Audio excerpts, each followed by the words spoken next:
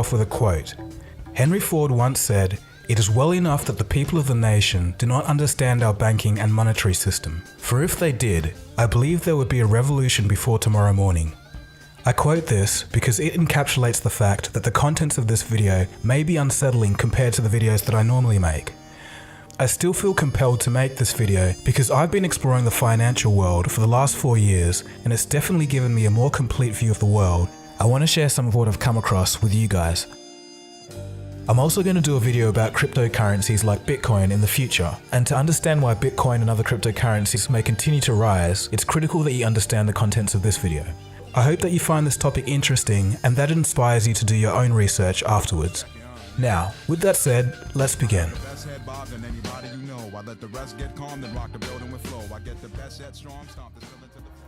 So who controls all of our money?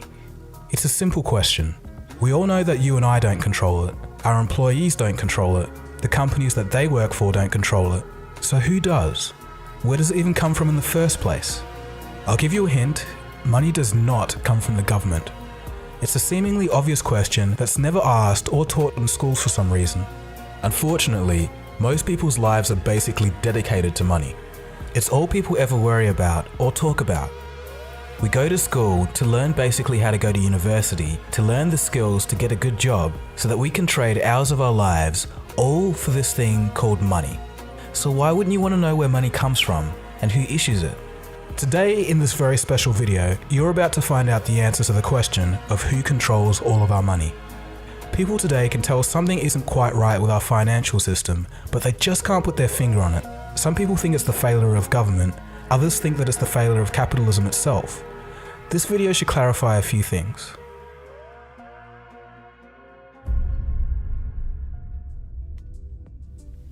The year is 1694, and England had just suffered through 50 years of war.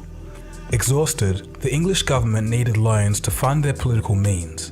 Brainchild of Scottish banker William Paterson, it was decided that a privately owned bank that could issue the money to the government out of thin air was to be the solution. This was the very first modern central banking system in the world. Central banking is more influential than laws, governments, and politicians, but strangely not the focus of the general public. Fast forward to the early 20th century, and after 2 failed attempts, a group of bankers wanted to put a central bank in the United States of America. It was December of 1910, and Senator Nelson Aldrich boarded a private train car in New York with 6 others. The 6 were not to be spotted by any news reporters to avoid questions. Their destination? Jekyll Island off the coast of Georgia. The meeting went for 9 days, and from that, they created the Federal Reserve System. This is all documented and a matter of public record. Some of them went on to write about the meetings in their personal biographies. Here's a quote from Frank Vanderlip, president of the National City Bank of New York, February 9th, 1935, in the Saturday Evening Post. I was as secretive, indeed as furtive as any conspirator. Discovery, we knew, simply must not happen, or else all our time and effort would be wasted. If it were to be exposed that our particular group had got together and written a banking bill, that bill would have no chance whatever of passage by Congress. The 6 men that Nelson Aldrich brought together included the head of banks, branches of government such as the Treasury, and some of the richest people on earth at the time. To give you an idea of how rich they were, in 1910, these 6 men represented a quarter of the world's worth. The bankers told the American public that the purpose of the system was to stabilize the economy and to stop the grip of the Wall Street banks over America. The problem was, the guys that wrote the bill were the very same people they said they'd stop. If they succeeded, it will give a small group of men the ability to create money from nothing and loan it to the American government with interest. So why was it done in secret? Because the American people didn't want a central bank. Back then, unlike today, people knew what central banks were and understood them very well. Everywhere a central bank went, there'll be wealth inequality, wild swings between economic booms and busts, and after each bust, those at the top of society mysteriously came out richer while everyone else got poorer. Europe was the running example of this at the time. The Federal Reserve was originally drafted as the Aldrich Bill, but when it came into Congress, they recognized Senator Aldrich's name and smelt a rat. The bankers needed better cover. they decided to send two millionaire friends to carry the bill to quell the suspicions of Congress and renamed it the Federal Reserve Act. Next, in a textbook lesson of deceit, the bankers set out to fool the American people through disinformation. In the newspapers of the day, the bankers screamed and protested against the new Federal Reserve Bill. It would ruin the banks, they exclaimed. The average person read the protesting articles of the bankers and thought to themselves, if the bankers hate it, it must be good. And then they ended up unknowingly supporting a Trojan horse. The bankers also fooled Congress by putting clauses in the bill that limited their power only to remove them once the bill was passed. A double head fake of the public and Congress was all it took. The bill was passed on December 23, 1913, while most of Congress was out on holiday. And with that, a small group had complete monopoly over the issuing and creation of American money. Today, the Federal Reserve is the most powerful entity in the United States, and they're not ashamed to admit it either. Here's former Fed Chairman Alan Greenspan. What should be the proper relationship between a chairman of the Fed and a president of the United States? Well, first of all, the Federal Reserve is an independent agency, and that means basically that there is no other agency of government which can overrule actions that we take. What the relationships are don't frankly matter. In addition to this, it seems that the Fed can't even be touched by investigating parties. So I'm asking you if your agency has, in fact, according to Bloomberg, extended $9 trillion in credit, which, by the way, works out to $30,000 for every single man, woman, and child in this country. I'd like to know, if you're not responsible for investigating that, who is? We have responsibility for the Federal Reserve's programs and operations, audits, to conduct audits and investigations in that area.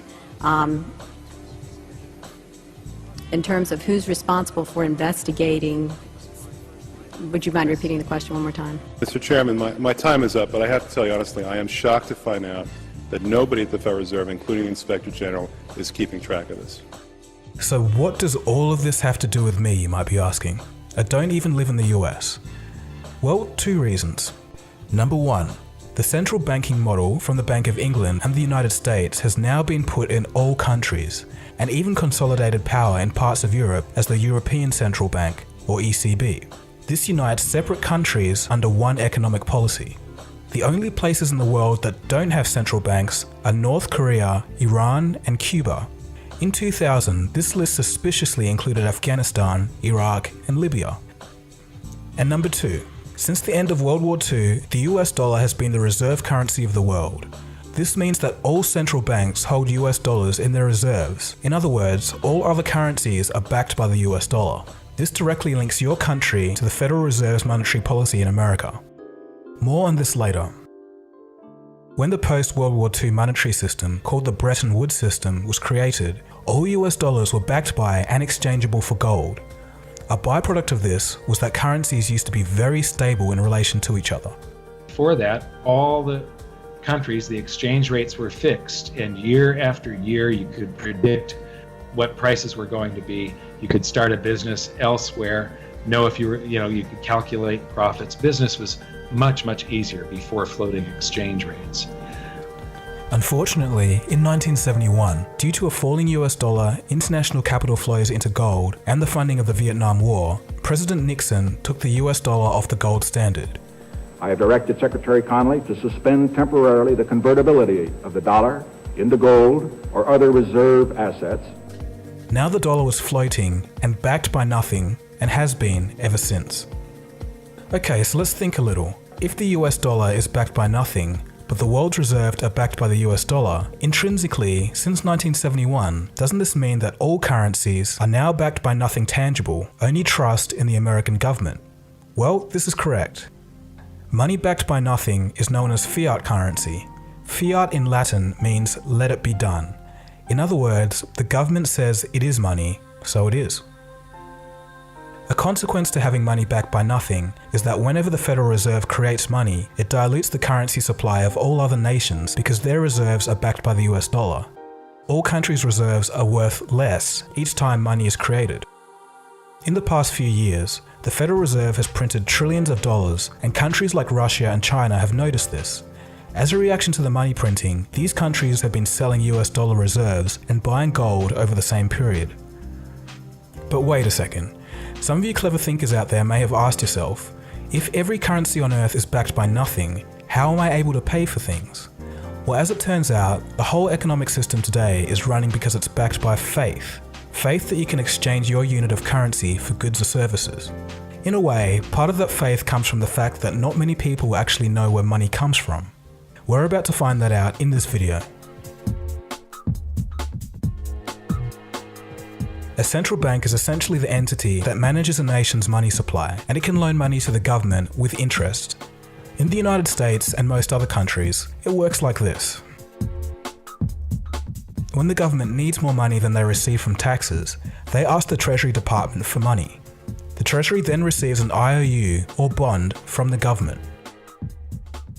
The Treasury, through the banks, gives this IOU to the Federal Reserve. The Fed then writes a check for this IOU and hands it to the banks.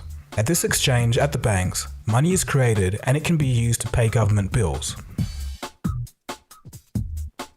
So hang on. Where does the Fed get the money to be able to write this check? They get this money from nowhere. They literally just invent it. Here's a quote from the Boston Federal Reserve. Quote, "When you or I write a check, there must be sufficient funds in our account to cover the check. But when the Federal Reserve writes a check, there is no bank deposit on which that check is drawn. When the Federal Reserve writes a check, it is creating money." End quote. So in essence, they're writing a check and creating money from an account that has no money in it. The money the Federal Reserve creates can be used as legal tender to buy things and eventually makes its way into the real economy. If you and I did that, we'd go to jail for fraud, but they can do it because they invented the system. This is the same system used throughout the world today. Another part of this money creation happens at the commercial bank side. Every time you take out a loan to buy a house, car or TV, banks create money out of nowhere to give you this loan and you still have to pay interest on it. And don't just believe me when I say that. Hear it for yourself from the horse's mouth, the people running the system. Graham Towers, former governor of the Central Bank of Canada, states, quote, "Each and every time a bank makes a loan, new credit is created, new deposits, brand new money." End quote.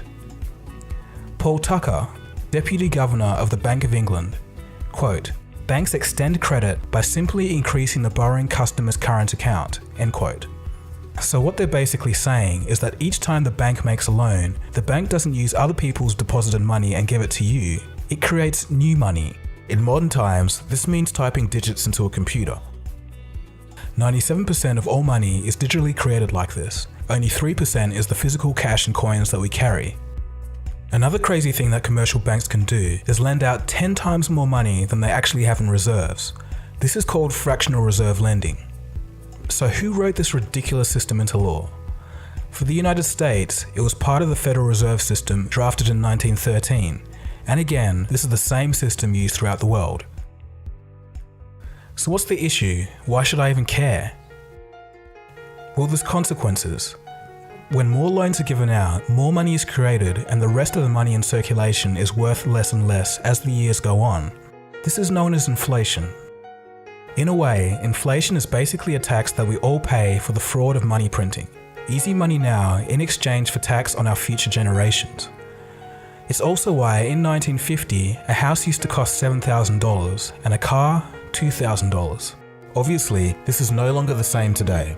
Things will always keep getting more expensive as long as this system is in place. This was actually kind of okay because wages grew in relation to inflation until about 2008. Why this stopped happening is a story for another day. So things are already pretty crazy, but they get even crazier. The more you look into it, the stranger things become. So remember how we were talking about how central banks and commercial banks can create money out of nothing? This procedure actually does create something. It creates debt. Let me explain. When you take out a loan, it's written down as an asset in the bank as a negative form, kind of like a negative value of money, or otherwise known as debt. Under this system, debt is actually money. And again, don't just listen to me. Mariner Eccles, former governor of the Federal Reserve, states, quote, "If there were no debts in our money system, there wouldn't be any money. So in essence, instead of gold being the backbone of our economy, it's now debt. The system we're under now is sometimes referred to as the debt-based monetary system. It requires that debt always grows. Countries and people must become deeper in debt so that there's more money in the system, because remember, debt is money. If people and governments stop borrowing money and pay back loans, the debt doesn't grow, the money supply shrinks, and the system falters. It truly is bizarre, but we all live in this system each and every day. The Federal Reserve and other central banks control money by adjusting its supply and how much it costs to borrow money, otherwise known as the interest rate. With these tools, and as a consequence of human group psychology, central banks can create booms and busts in the economy at will and also distort and derail an economy by messing with it. Let's take a quick case study. In the year 2000, Federal Reserve Chairman Alan Greenspan cut interest rates to 1%. He did this to try and fight off a recession from the dot-com bubble and encourage people to borrow money. When interest rates are low, if you're borrowing money, you save a whole lot on repaying mortgages. Since a 1% interest rate hadn't been seen at the time since the 1950s, it was a pretty good deal. Greenspan's idea was that he could create a wealth effect. People would start to buy houses, the prices would go up, and then people would feel wealthier and spend more money in the economy and stimulate it. Greenspan sure succeeded in getting people to borrow money to buy houses, but they borrowed too much, and the result was the 2008 housing bubble. This is a prime example of what can go wrong when central banks mess with an economy. Yes, corrupt bankers have a lot to answer for in their role in the 2008 crisis, but the Fed has a far bigger long-term impact. Even crazier things are happening in Japan. Their central bank is buying so many stocks that they were the #1 buyer of Japanese stocks in 2016. So they have part ownership of companies with money that they created from nothing. So in essence, it is the central banks that control our economy and the central and commercial banking system together that control all of our money. The difference is, central banks can create money at will, while commercial banks need loans to create money.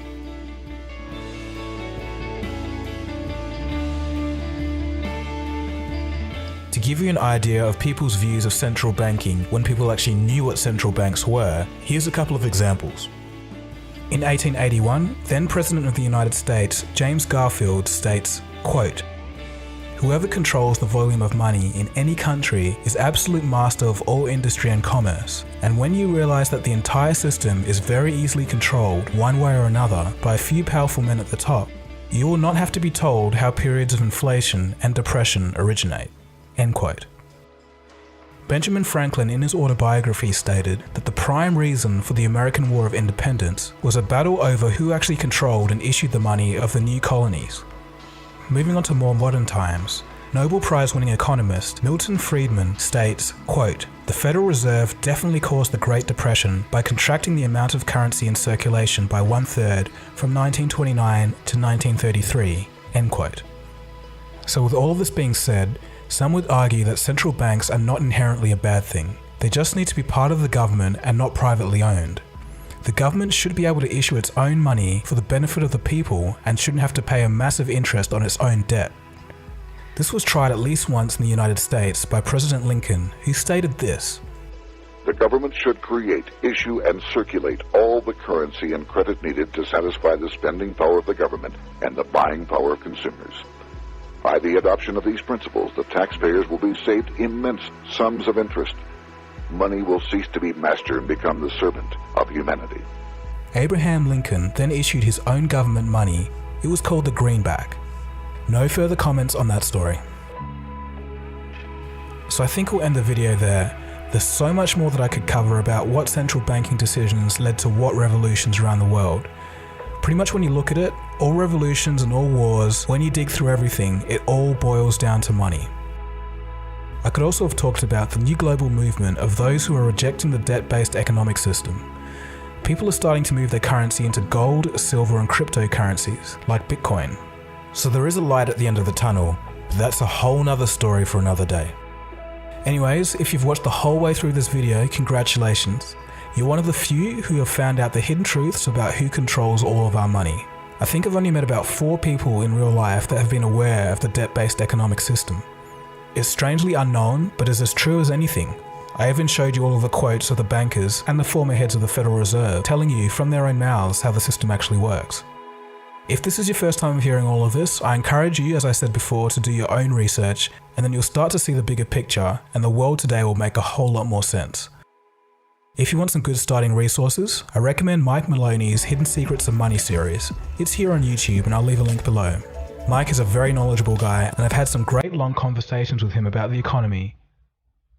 If you are into reading and you want to know more about the history of the Federal Reserve, I recommend the book by G. Edward Griffin, The Creature from Jekyll Island. So anyway, I think I'll stop talking now,